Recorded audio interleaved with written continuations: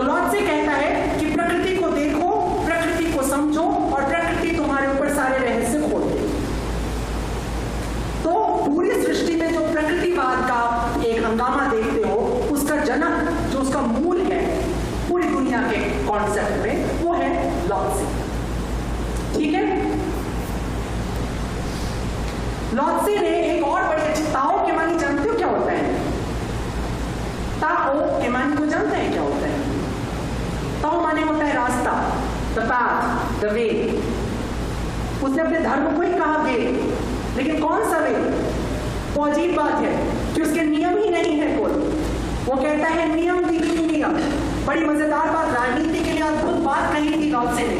उसने कहा था सरकार जब राजा जब अदृश्य हो तो शासन बहुत सुंदर चलता है, राजा जब सिर पे सवार हो जाए तो भ्रष्टाचार फैल जाता है।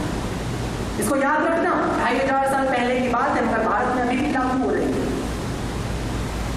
यद्यपि हमारा प्रधानमंत्री अदृश्य रहता है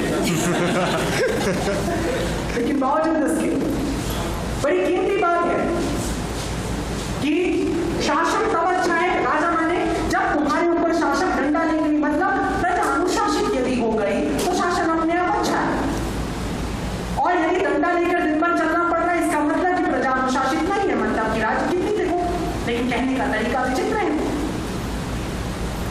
तो जो संसार में हम प्रकृतिवाद देखते हैं उसका जनक होता है लॉट से। जब तुम गुरु को देखते हो, चांद को देखते हो और तुम उससे कुछ सीखने की कोशिश करते हो, तो समझना लॉट से तुम्हारा गुरु हो चुका है। तुम ताओ तर्कों से सीख रहे हो तो सुकरात तुम्हारा गुरु हो चुका है। तुम पश्चिम में चले गए, नियति के ऊपर हो, स्वीकार्यता का भाव है, समर्पण का भाव तुम में आकर के खड़ा हुआ है। तब तुम किधर खड़े हो? तुम भारतीय हो। लेकिन एक और अद्भुत सा भाव है, एक और गुरु हुआ और उसका नाम था पैगंबर मोहम्मद। 10 लाख खुराक के बीच में ईसा को नहीं चुनूंगा, मैं मूसा को भी नहीं चुनूंगा, मैं इब्राहिम को भी नहीं चुनूंगा, क्योंकि मोहम्मद उन सब का चेस्ट है, एसेंस है। अगर तुम कुरान पढ़ रहे हो तो तुम समझना कि तुमने पीछे बाइबल भी पढ़ लिए, तुमने तौरा भी पढ़ लिए, तुमने ज़ुबूर भी पढ़ लिया। और निसंदेह उस बीच वाली जो दुनिया थी थोड़ी सी, उस दुनिया के बीच का वो आखिरी मजहब था। यकीनन आखिरी इसलिए क्योंकि वो एक्सट्रीम है, उसे तुम क्रॉस ही नहीं कर सकते, इसमें कोई क्वेश्चन नहीं है। बाइबल में गुंजाइश है, तौरा में गुंजाइश है, लेकिन कुरान में गुंजाइश नहीं है। जिस बात को स्थापित करना चाहता है पैगंबर, उसे बड़ी खूबसूरती से स्थापित कर ले जाता है। और किस चीज को स्थापित करता है बताओ तो जरा, इस्लाम क्या सिखाता है? विश्वास। एग्जैक्टली, आपको विश्वास सिखाता है इस्लाम, लेकिन कुछ और भी चीज सिखाता है। मैं बाद की बात कर रहा हूँ, विश्वास एक भाव है। देखो, जो पैगंबर सिखा रहा है वही पीछे बाइबल सिखा रही है, ठीक वही पीछे यहूदी सिखा रहे हैं। ये यहूदियों की परंपरा से आई नहीं, ये भूल है। यहूदी मूल है तो इस्लाम उसका भूल है, ठीक है ना? आप जरा सा ये बताने की कोशिश करो केवल कौन सी चीज है जो स्थापित की जाती है। बाद में बात करो, तर्कवाद मैंने कहा पश्चिम से उठता है, सुकरात उसका पुरोधा हो जाता है। नियतिवाद भारत से उठता है, व्यास उसका पुरोधा हो जाता है। प्रकृतिवाद ताओ के पास है, लॉत्से के पास है, चीन के पास है, लेकिन पैगंबर क्या देता है? एक ईश्वरवाद तो बहुत जगह है, भारत में भी और भी जगहों पर रहा। चलो, उसने पहली बार नीतिवाद चला, स्थापित कर दिया कि नीति ही ईश्वर है। याद रखना, जब तुम इस्लाम को दार्शनिक रूप से समझने की कोशिश करोगे तो सबसे बड़ी बात जो निकल करके आएगी वहां पे नीति ही ईश्वर है। ईश्वर का चेहरा नहीं है, ईश्वर का कोई ढंग नहीं है, ईश्वर बोलता नहीं है, बात नहीं करता है, लेकिन ईश्वर की किताब, किताब के माने एक नियमावली है। दावा करता है, कोई मुसलमान इस बात से इनकार नहीं करेगा। नियम है, यदि तुमने उस नियम को फॉलो किया तो तुम सत्य को जान लोगे। एग्जैक्टली वो 5 चीजें जिसे तुम फॉलो करते हो, कलमा, नमाज, ज़कात, रोजा और हज, ये 5 चीजें, अगर 5 नियमों को तुम फॉलो करते हो, नियम माने नीति, अगर इन 5 रूल्स को तुम फॉलो करते हो तो तुम सत्य को पा जाते हो, तुम मोमिन हो जाते हो, तुम्हें मग़फ़िरत मिलती है, तुम्हें अल्लाह जन्नत देता है। एनीथिंग व्हाट यू वांट, ईश्वर नीति है। ध्यान से समझने की कोशिश करना। हमारा ईश्वर नियति है, पश्चिम का ईश्वर तर्क है, चीन का ईश्वर प्रकृति है, और जो दजला फरात और मेसोपोटामियन सभ्यता में उभरता हुआ ईश्वर है। तो एक भी यही है, नीति, 10 कमांडमेंट्स। बाइबल में क्या है? नीति। लेकिन उसका जो एक्सट्रीम फॉर्म है वो है कुरान। नीति, अल्लाह का कोई चेहरा नहीं है, लेकिन वो नीति ही है ना? तो नीतिवाद यूं समझना। तो 4 केंद्र हो जाते हैं। यदि तुम किसी नियम के द्वारा सत्य तक जाना चाहते हो, और जो तुमने शब्द का विश्वास, नियम पे जाने के लिए विश्वास करना पड़ेगा, ऑब्वियस है ना? तो तुमको मान के चलना है कि तुम मुसलमान बनने जा रहे हो, तो इस्लाम में। मैं ये कह रहा हूं, ये सब भारत में भी उपलब्ध है, लेकिन हम दुनिया से चुन रहे हैं, ठीक है? तो 4 तरह के गुरु मैंने ढूंढे, और 4, अब इसके अलावा 5वां किसी को कभी मिले तो मुझे इन्फॉर्म जरूर करना। लेकिन 4 तरह के गुरु पूरी दुनिया में उपलब्ध होते हैं, और 4 उसके मैंने इमेजेस तुम्हें दिए। तर्कों का एक इमेज मैंने दे दिया सुकरात के रूप में, नियति की एक इमेज दे दी मैंने व्यास के रूप में, प्रकृति की इमेज दे दी मैंने लॉत्से के रूप में, और नीति की इमेज दे दी मैंने तुम्हें कुरान के रूप में या पैगंबर मोहम्मद के रूप में।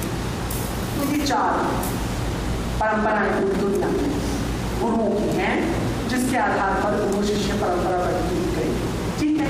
अब हम आ जाते हैं वापस लौट के भारत की तरफ। भारत की सब्जेक्ट ही था हमारा भारतीय दर्शन, और उसमें गुरु की भूमिका क्या हो सकती है।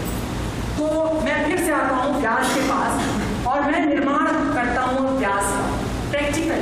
और ध्यान से सुनना, अगर मैं वेद से गुरुओं को पिक करूं, सनातन धर्म माने वेद, तो वेद से मैं 5 गुरुओं को पिक करता हूं अपने वैदिक पौराणिक आख्यानों से, और उन 5 गुरुओं को मिला करके जो एक गुरु बनता है वो व्यास बनता है। इसका मतलब ये कि भारत के अंदर जो गुरु के लिए परंपरा चली वो 5 अलग अलग मार्गों से चली। हम उसे पंचगंगा समझ लेते हैं, है ना?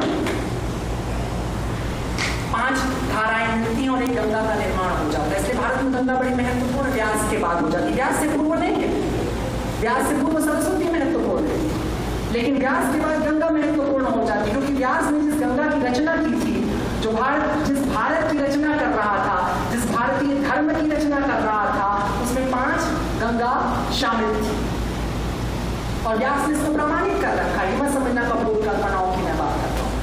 और एक ही किताब में, सिर्फ एक किताब गीता के अंदर ये प्रमाणित हो जाता है, और 10वें अध्याय में हो जाता है प्रमाणित। बाहर इधर उधर करने की जरूरत नहीं पड़ती। कौन सी 5 अलग अलग तरह की धाराएं हो सकती? अभी मैंने 4 अलग अलग तरह से मैंने चर्चा की, समझ रहे हो? सबसे पहला, प्रथम देखो, एक गुरु में या तो 5 गुरु हो सकते हैं, या 5 अलग अलग गुरुओं के गुरु मिल सकते हैं, क्योंकि तुम्हारी 5 अलग अलग प्रकार की जिज्ञासाएं हो सकती हैं, ठीक है? तो सबसे जो महत्वपूर्ण हो जाता है, सबसे पहला वो है भृगु। भृगु को मैं सबसे महत्वपूर्ण इसलिए कह रहा हूं क्योंकि महर्षि शब्द का इस्तेमाल कृष्ण गीता में भृगु के लिए कहता है, और जो महर्षि हैं उनमें मैं भृगु। और भृगु कौन है? मैंने कहा भृगु नियतिवादी। पूरे के पूरे इतिहास में, पूरे सनातन धर्म के इतिहास में सिर्फ भृगु की ये हैसियत होती है कि विष्णु की छाती पर जाकर के लात मारता है, कहता अपनी पत्नी के प्रेम में डूबे पड़े हो, तुम्हें दिखाई नहीं दे रहा है, इतना बड़ा महर्षि आया है।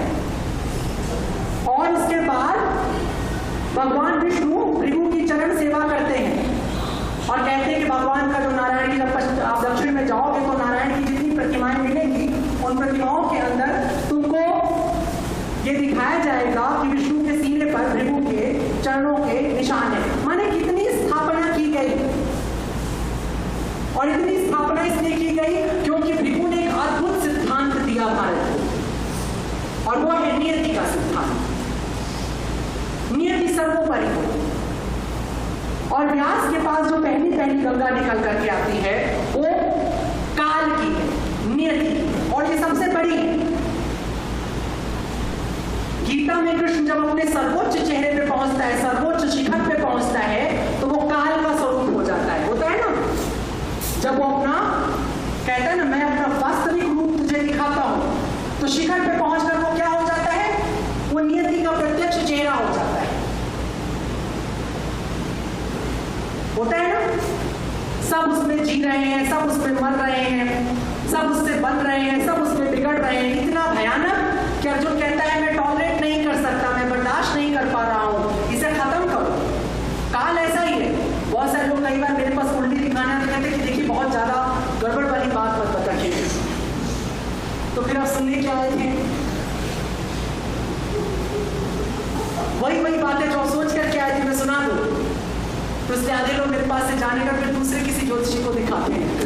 खासतौर पर जो शादियों का मिलापत कराने आते हैं वो तो बहुत दुखी होकर मेरे पास से जाते हैं, क्योंकि 100 में से 90 कुंडलियां तो मिलती नहीं, तो फिर किसी दूसरे के पास जाते हैं, 500 रुपए देते हैं उसे, वो कहते हैं तो बहुत अच्छी मिल गई। बात को समझो थोड़ा सा, नियति बड़ी भयावह है, क्योंकि सबकी नियति में मृत्यु तो निर्धारित है ना, है ना। तो जब सत्य तुम्हारे सामने खुलेगा तो बड़ा भयावह होगा, क्योंकि वो तुम्हें निगलने पर आमादा होगा। वो बड़ी खूबसूरत सी बात थी कि प्रेम और सत्य दोनों को, या प्रेम और ईश्वर दोनों को एक दूसरे से इसलिए जोड़ देते हैं क्योंकि दोनों ही तुम्हें निगल जाते हैं। प्रेम भी तुम्हें निगल जाता है, ये तो घर है प्रेम का, खाला का घर ना है, शीश उतारे भुई धरे सो घर बैठे मान। ये तुम्हारी मौसी का घर नहीं है कि गर्दन नकाल करके तुम अंदर चले गए। प्रेम में पहले से उतारना पड़ता है, ये जमीन है मोहब्बत की, या मना है खता करना, सिर्फ सिजदे में गिरना है और अदब से दुआ करना, है ना। मीना कुमारी ने किसी जमाने में कहा था, मौत कह लो जो मोहब्बत में नहीं कहने पाओ। ठीक है, मृत्यु और प्रेम, मृत्यु और ईश्वर। अब वो देखो दूसरा फॉर्म जो दिखा रहा है वो भी मृत्यु का फॉर्म, विकराल है, लेकिन ये मृत्यु नहीं है, ये नियति है। चूंकि हम एक संकीर्ण अस्तित्व में रहते हैं और इसी अस्तित्व को हम संपूर्ण समझ करके बैठे रहते हैं, इसलिए ये हम पर हावी हो जाती है। और हमारा जब अस्तित्व छीना जाता है तो हमें बड़ी तकलीफ होने लगती है। जो तुम्हारे अस्तित्व को छीनने की कोशिश करेगा वो तुम्हें बुरा लगने लगेगा, चाहे वो कितना भी अच्छा क्यों ना हो।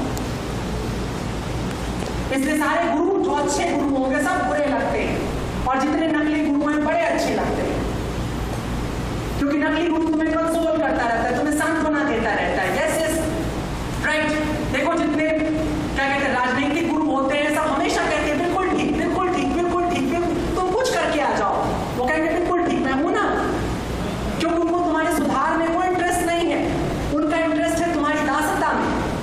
और तुम दास तब तक बनी रहोगे जब तक कि तुम्हें मैं सांत्वना देता चला जाऊंगा लगातार। जिस दिन मैंने सांत्वना बंद की तुमने नया कुछ सोच लिया, ये तो बड़ा बेकार आदमी है। मैंने जाकर किसी से कहा कि मैं एग्जाम दे रहा हूँ लेकिन पढ़ाई ठीक ठाक नहीं, कोई मेडिटेशन बताई जिससे याद हो सब। उसने कहा नहीं बेटा इस बार तो कुछ फेल हो जाओ, साल भर तेरी अच्छी पढ़ाई नहीं थी, अगली बार ज्यादा तैयारी के साथ करना। ऐसा मुझे नहीं अच्छा लगा। भले मैं नकली कह दूंगी तो वो वैसे बोल, तुम्हें 2-4 दिन लगने लगा हाँ थोड़ा मेरा बड़ा है, थोड़ा सा बढ़ गया है। ये सब साइकों के खेल होते हैं, तमाम तुम खेलते रहते हैं बैठकर, क्या आवश्यकता है। तो जो सबसे महत्वपूर्ण चीज है कह रहा हूं, वो कंसोल नहीं करता है। शिव को